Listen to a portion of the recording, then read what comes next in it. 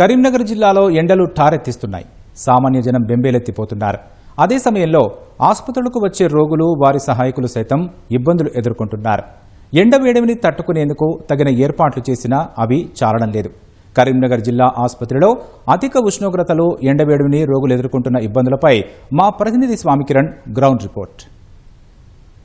రాష్ట్ర వ్యాప్తంగా కూడా భానుడి ప్రతాపం కారణంగా వడగాల్పుల తీవ్రత అధికంగా ఉంది. కరీంనగర్ జిల్లాలో కూడా 46 డిగ్రీలకు పైగా ఉష్ణోగ్రతలు నమోదవుతున్నటువంటి నేపథ్యంలో వడగాలుల తీవ్రత అత్యధికంగా ఉంది. జనం బయటికి వచ్చేటువంటి పరిస్థితి మనకు ఎక్కడ కూడా కనిపించట్లేదు. సామాన్య ప్రజలు కూడా తీవ్రంగా ఇబ్బందులు పడుతున్నటువంటి నేపథ్యంలో ఇటు ఆసుపత్రులకు వచ్చేటువంటి రోగులతో పాటు వారి సహాయకులు కూడా తీవ్రమైనటువంటి ఇబ్బందులు ఎదుర్కొంటున్నారు. ముఖ్యంగా వడగాల్పుల తీవ్రత కారణంగా, ముఖ్యంగా వేడి కారణంగా ఉక్కపోతతో చాలామంది రోగులు వారితో పాటు వచ్చేటువంటి సహాయకులు ఇబ్బందులు పడుతున్నారు. ప్రస్తుతం మనం కరీంనగర్ లో ఉన్నటువంటి డిస్ట్రిక్ట్ హాస్పిటల్లో ఉన్నాం. ఇక్కడ రోగులు వడగాళ్ళ తీవ్రత, ఉష్ణోగ్రతలు పెరిగిన కారణంగా ఎలాంటి ఇబ్బందులు పడుతున్నారు అనేది మనం లోపలికి వెళ్ళి తెలుసుకునేటువంటి ప్రయత్నం చేద్దాం.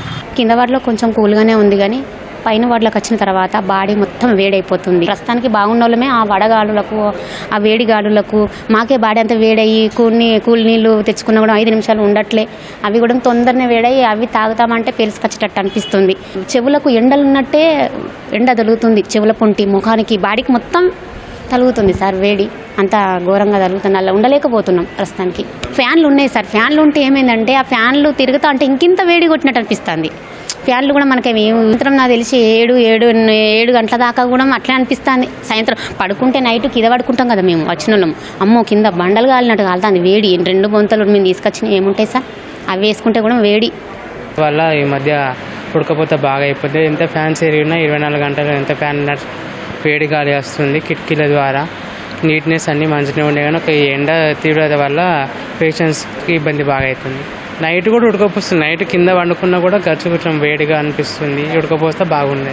నైట్ 9 అయినా కూడా ఎండ తీవ్రత తెలుస్తుంది. ఇంకా ఎండ ఎంత కొడుతుందండి. బయట కాకపోతే మనం తట్టుకోలేకుండా ఉంటుంది. ఇప్పుడు ఎండ బాగుంది. ఫ్యాన్ కింద కూర్చుంటే వేడి గాలి, అటు అయితే ఎండకి, ఇటు ఫ్యాన్ కింద కూర్చుంటే వేడి గాలి, బాగా ఇబ్బంది అవుతుంది.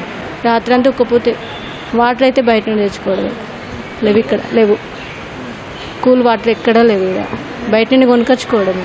వాటర్ కూల్ వాటర్ కదా 20-30 లీటర్కి. మన హెవీ కూల్ కానంటే అవి బయట ఫ్రిడ్జ్లలో తీసుకుంటే 5 రూపీస్ లీటర్.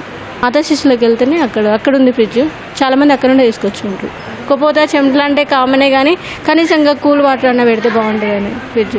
బయట చలవేంద్రాలు అసలు ఫ్రిడ్జ్లు పెడతారు. కింద పెద్ద గవర్నమెంట్ హాస్పిటల్ ఉండి ఇక్కడ పెట్టారా? ఏఎంసీలో కూడా కూలర్స్ కానీ కూలింగ్ అవైలబుల్గా ఉండేటట్టు చూస్తే బాగుంటుందండి. కూలర్స్ అన్నా పెడితే బాగుంటుందండి. ఎంసీహెచ్ అంటే కరీంనగర్ హాస్పిటల్లో ఉన్నటువంటి ఎంసీహెచ్లో ఉన్నాం. మాతా శిశు సంరక్షణ కేంద్రంలో ఉన్నాం.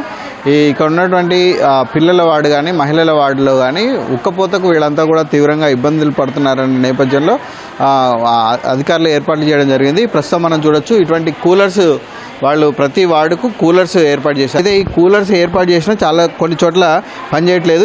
ఇది ఒక వార్డులో ఉన్నటువంటి కూలర్. ఇది వాటర్ లీక్ అవుతుందని, అంటే కిందికి ఫ్లోర్ మీద వాటర్ లీక్ అవుతుందని చెప్పేసి ప్రస్తుతం దీన్ని వాడట్లేదు. ఇదే వార్డుకు మంజూరైనటువంటి మరో కూలర్ కూడా అండర్ రిపేర్లో ఉంది. ఈ రిపేర్ అయినటువంటి కారణంగా ప్రస్తుతం మనం చూడొచ్చు, ఆ కూలర్ ప్రస్తుతం అది మూలకు పడి దర్శనమిస్తుంది.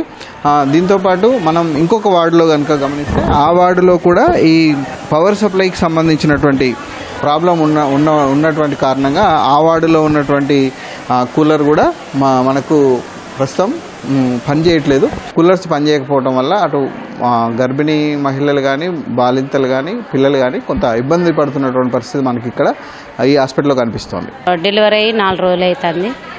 కూలర్లు ఇట్లా మంచిగానే పనిచేస్తాయి. కాకపోతే వేడి వస్తుంది. పిల్లలు కూడా కొంచెం ఇబ్బంది పడతారు, ఏడతారు, చేస్తారు. నిద్ర కూడా సరిగ్గా పడతలేదు. ఈ సమ్మర్ సీజన్ స్టార్ట్ అయిన దగ్గర నుంచి మనం పైన అధికారుల సూచనల మేరకు, కలెక్టర్ గారి సూచనల మేరకు ఇక్కడ హాస్పిటల్లో అన్ని వాటర్ పాయింట్స్, మనకి 7 పాయింట్స్ ఉన్నాయి. 7 వాటర్ పాయింట్స్ని మనం యాక్టివేట్ చేశాము. అన్నీ కూడా పనిచేస్తున్నాయి. ఓపీకి తగ్గట్టుగానే మేము అన్ని సదుపాయాలు అయితే చర్యలు అయితే తీసుకోవడం జరిగింది. వార్డులలో కూడా ఫ్యాన్లు కానీ కూలర్లు కానీ అన్నీ కూడా పనిచేస్తున్నాయి. ఉన్న ఫ్యాన్లన్నీ రిపేర్ చేయించడం జరిగింది, అన్నీ పనిచేస్తున్నాయి. ఏసీలు మనకి కొన్ని క్రిటికల్ ఏరియాస్లో ఏసీలు మనకి మెటర్నిటీ వార్డ్స్లో కానీ లేబర్ రూమ్లలో కానీ ఓటీలలో ఐసీయూల్లో క్యాజువాలిటీలో ఎక్కడైతే ఏసీస్ అవసరం ఉన్నాయో ఆ ఏసీస్ అన్నీ కూడా పనిచేస్తున్నాయి.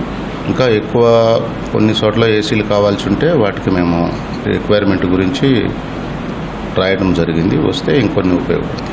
ఇది కరీంనగర్ ప్రభుత్వ ఆసుపత్రిలో ఉన్నటువంటి పరిస్థితి. వడగాల్పుల తీవ్రత అటు సామాన్య జనాన్నే కాదు, ఆసుపత్రిలో చేరినటువంటి రోగులను వారి సహాయకులను కూడా తీవ్రంగా ఇబ్బంది పెడుతుంది. అధికారులు కొంత ఈ ఉక్కపోత వేడి నివారణ కోసం చర్యలు చేపట్టినా అవి మాత్రం సరిపోవడం లేదు. ఫ్యాన్లు తిరుగుతున్న చాలా చోట్ల కూలర్ల అవసరం ఉంది. మంచినీళ్ళు అందుబాటులో ఉన్న కొంత కూల్ వాటర్ అందుబాటులో ఉంటే బాగుండు అనే అభిప్రాయం రోగుల నుంచి వ్యక్తం అవుతుంది. దీంతోపాటు ఎక్కడెక్కడైతే కొన్ని చోట్ల ఏసీలు పనిచేయట్లేదు, కొన్ని చోట్ల కూలర్స్ పనిచేయట్లేదు, కొన్ని చోట్ల ఫ్యాన్లు పనిచేయట్లేదు, వీటన్నిటినీ గుర్తించి అంటే వడగాల్పుల తీవ్రత తగ్గే వరకు కూడా రోగులు ఎలాంటి ఇబ్బంది పడకుండా తగిన చర్యలు తీసుకోవాలని చెప్పేసి రోగులు విజ్ఞప్తి చేస్తున్నారు. కెమెరామెన్ తిరుపతితో స్వామి కిరణ్, ఈటీవీ న్యూస్, కరీంనగర్.